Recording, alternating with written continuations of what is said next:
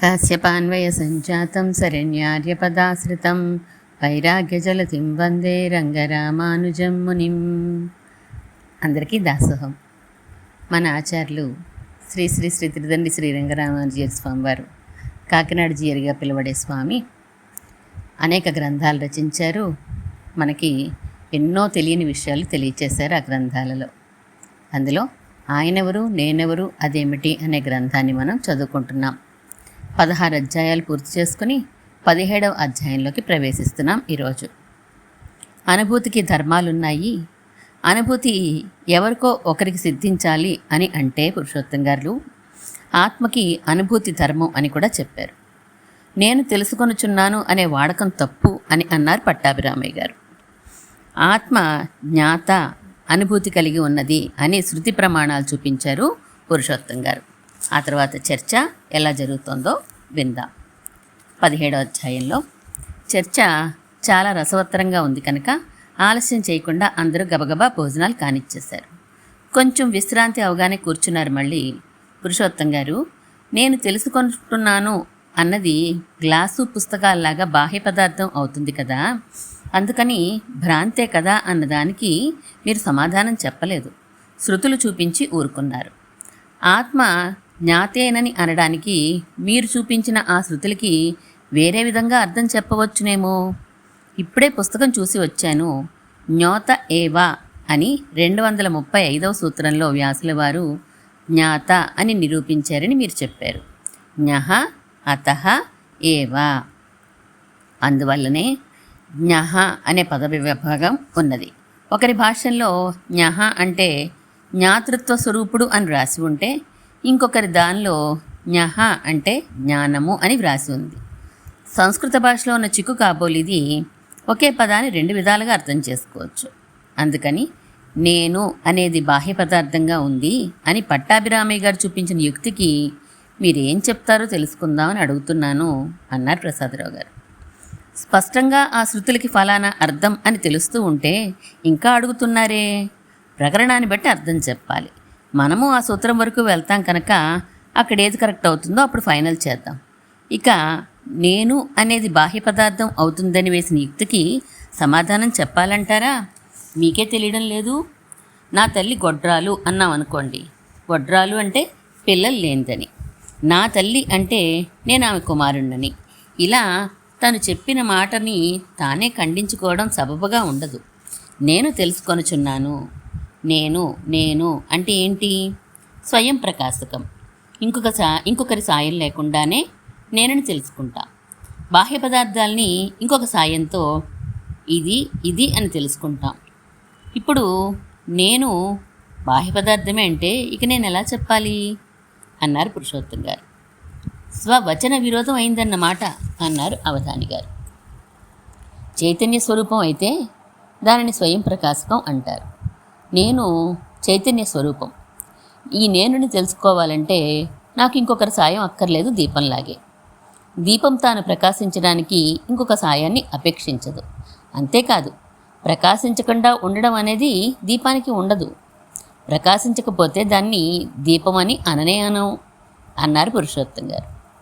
తాతగారు, దీపం తాను ప్రకాశించడమే కాదు, ఇతర వస్తువులన్నింటినీ ప్రకాశింపచేస్తుంది. అలాగే ఆత్మ కూడా ప్రకాశింపచేస్తుందని అంటారా అడిగింది వినీత. ఇక్కడ జాగ్రత్తగా అర్థం చేసుకోవాలమ్మా. తేజో పదార్థాలు ప్రకాశము అవుతాయి, ప్రకాశింపచేసేవి అవుతాయి.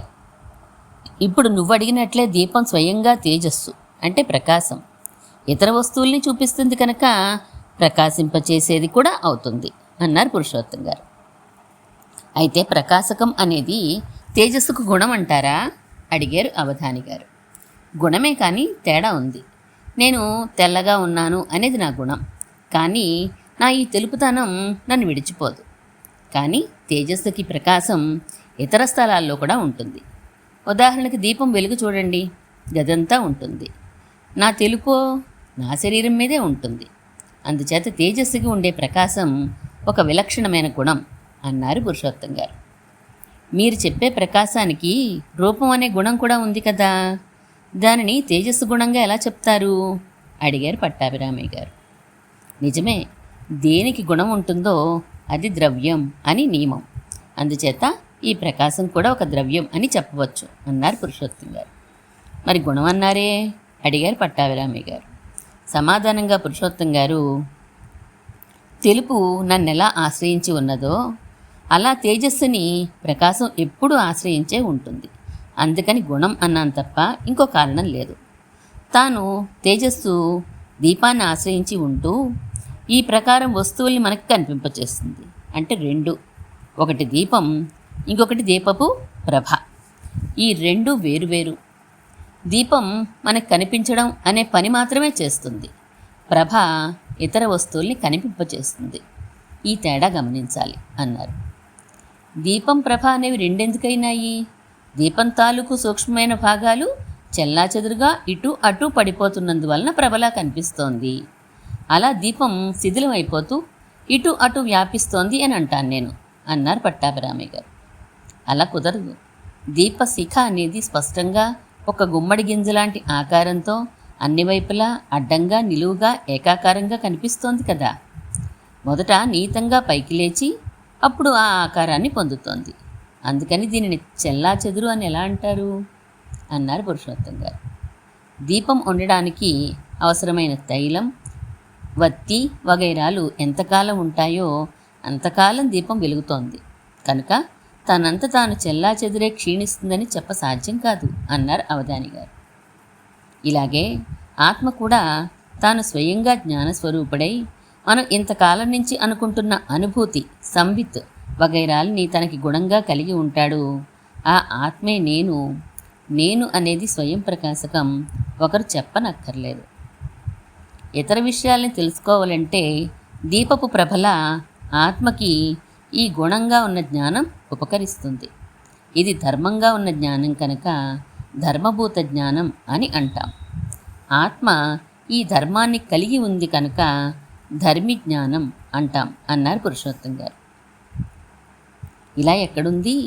ఏదో 4 రోజుల పాటు యుక్తులు వేసి చివరికి మనలో 2 జ్ఞానాలు దీపం దీపప్రభలా ఉంటాయని అనేస్తే కుదురుతుందా అడిగారు పట్టాభిరామయ్య గారు.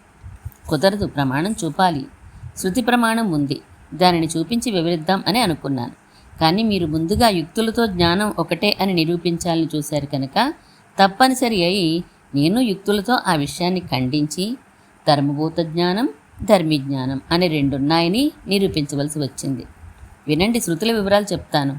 నేను ఇప్పుడు చెప్పిన అన్ని విషయాలకి ప్రమాణంగా మొదట మీరు నేను అనేది బాహ్య పదార్థం కావాలి కదా, అంటే అది జడం అన్నారు. నేనే ఆత్మ అని నిరూపించాను నేను. అలాంటి ఆత్మ సంపూర్ణంగా జ్ఞానస్వరూపమే, అంటే జ్ఞానమే అని బృహదారణ్యకంలోని క్రింది శృతివాక్యం చెప్తోంది. సయథా సైంధవ గణ అనంతరో అబాహ్య కృష్ణో రసగణ ఏవా ఏవం వా అరే అయమాత్మా అనంతరో అబాహ్య కృష్ణ ప్రజ్ఞానఘన ఏవా. దీని అర్థం, ఉప్పుగడ్డ ఎలా అయితే లోపల పైన మధ్య అంతటా కూడా ఉప్పగానే ఉంటుందో అలాగే ఈ ఆత్మ కూడా అంతటా విజ్ఞానంతో నిండి ఉంటాడు. ఇంకో శృతి వాక్యం కూడా బృహదారణ్యకంలోదే. విజ్ఞాన ఘన ఏవా, సంపూర్ణంగా విజ్ఞాన రాశియే. అత్రాయం పురుష స్వయం జ్యోతిర్భవతి. స్వప్నావస్థలో కూడా ఈ జీవుడు స్వయం ప్రకాశుడే. అయితే జ్ఞానస్వరూపం అంటే ఏంటి? స్వయం ప్రకాశకత్వమే అని నేను చెప్పాను. అంటే నేను నేను అని ఇంకొక దాని అపేక్ష లేకుండా ప్రకాశించగలగడం. ఇదిగో ఈ విషయానికి శృతి ఇది బృహదారణ్యకంలోదే. అవిజ్ఞాతుర్విజ్ఞాతే విపరిలోపో విద్యతే. విజ్ఞాత అయిన ఆత్మకి చెందిన విజ్ఞానానికి లోపం ఏమాత్రం లేదు. ఇదే శృతి ఆత్మజ్ఞాత అనడానికి, స్వయంగా జ్ఞానస్వరూపం అనడానికి కూడా పనికి వస్తుంది. ఆత్మజ్ఞాత అని చెప్పడానికి మరో శృతి చాందోగ్యంలో చెప్తాను.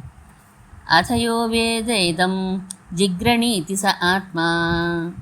ఎవరైతే నేను వాసన చూస్తున్నాను అని తెలుసుకుంటాడో వాడే ఆత్మ అని అర్థం. ఈ శృతి వలన ఇంకో విషయం కూడా తెలుస్తోంది.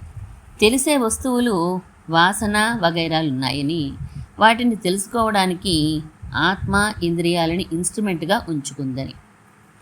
ఆత్మకి జ్ఞానం గుణమని, ఆ ఆత్మ స్వయం ప్రకాశమని చెప్పే మరో శృతి బృహదారణ్యకంలోది. కథమ ఆత్మాయోయం విజ్ఞానమయః ప్రాణేషు హృద్యంతర్జ్యోతి పురుషః. దీని అర్థం చెప్తా వినండి. ఆత్మ, జ్యోతి అని ఈ పదాల చేత ఎవరికి చెప్తున్నాం అని ప్రశ్న వేసుకుని, అంటే జీవుడెవరు అని ప్రశ్న అన్నమాట. జనకుడు అడుగుతాడు ఈ ప్రశ్నని. దానికి సమాధానంగా హృదయంలో ఉన్నవాడు, ప్రాణం మధ్య నుండివాడు, విజ్ఞానం అనే గుణం కలవాడు, జ్యోతి స్వయం ప్రకాశము కలవాడు అని సమాధానం వస్తుంది. ఆత్మ జ్ఞాత కాదు, జ్ఞాతృత్వం ఆయనకి లేదు అని మీరు అన్నారు, ఉన్నదని నేను అన్నాను. నేను చెప్పిన దానికి ఇదిగో శృతులు. ప్రశ్నోపనిషత్తు చూడండి. ఏష హి ద్రష్ట స్రష్ట శ్రోత రసయిత ఘ్రాత మంత బోద్ధ కర్త విజ్ఞానాత్మ పురుష. ఈ ఆత్మే దర్శించేవాడు, స్పృశించేవాడు, వినేవాడు, ఆస్వాదించేవాడు, వాసన చూసేవాడు, మననం చేసేవాడు, తెలుసుకునేవాడు, చేసేవాడు. వీడే జ్ఞానస్వరూపుడైన పురుషుడు. జ్ఞాతృత్వానికి బృహదారణ్యకంలోంది ఇదివరకే ఇంకొకటి చెప్పాను. విజ్ఞాతారం అరే కేన విజానీయాత్ అని. అయితే మీకు అనుమానం రావచ్చు, నేను మోక్షంలో కదా జ్ఞాత జ్ఞేయం పోయి జ్ఞానమే ఉంటుంది అంటున్నాను. సంసార దశలో అంటే భ్రాంతి దశలోని ఈ చూపించిన శృతులు అన్నీ అని, కానీ మోక్ష దశలో కూడా జీవుడు జ్ఞాతే, తెలుసుకునేవాడే. చూడండి చాందోగ్యంలో జానాత్యేవాయం పురుషః అని. నపశ్యో మృత్యుం పశ్యతి న రోగం నోత దుఃఖితాం. మోక్ష దశలో కూడా జీవుడు తెలుసుకుంటున్నాడు, బ్రహ్మని దర్శించేవాడు, మరణాన్ని, రోగాన్ని, దుఃఖాన్ని పొందడు, దర్శించడు అని అర్థం. మరో శృతి ఈ విషయంలోనే చాందోగ్యంలోది. స ఉత్తమః పురుషః నోపజనం స్మరన్ ఇదం శరీరం. ఈ ముక్తుడిచే పొందదగినవాడు ఉత్తమ పురుషుడు. పరమాత్మని పొందిన జీవుడు తన శరీరాన్ని స్మరించడు. ఇదే విషయంలో ప్రశ్నోపనిషత్తులో శృతి చూద్దాం. ఏవమేవాస్య పరిద్రష్టు ఇమా షోడశ కళాః పురుషాయతనాః పురుషం ప్రాప్య అస్తం గచ్చంతి. ఇలా తెలుసుకునే ఈ ఆత్మ యొక్క 16 కళలు భగవదధీనములు కనుక భగవంతుని పొందిన తర్వాత నశిస్తున్నాయి. జీవుడికి జ్ఞానం ధర్మంగా ఉంటుంది అని చెప్పే మరో శృతి తైత్తిరీయంలోంది. తస్మాద్వా ఏతస్మాత్ అన్యోంతర ఆత్మ విజ్ఞానమయః. మనోమయ కోసమని కంటే వేరై దాని లోపల నుండి వాడు జ్ఞానం కల జీవుడు. ఇక జ్ఞోత ఏవా అనే 235వ సూత్రం గురించి చెప్పాను. ఆత్మజ్ఞాత అని ఈ సూత్రం ద్వారా నిరూపించారు వ్యాసుల వారు అని. అందుచేత ఏ విధంగా చూసినా ఆత్మ జ్ఞాతే అవుతాడు.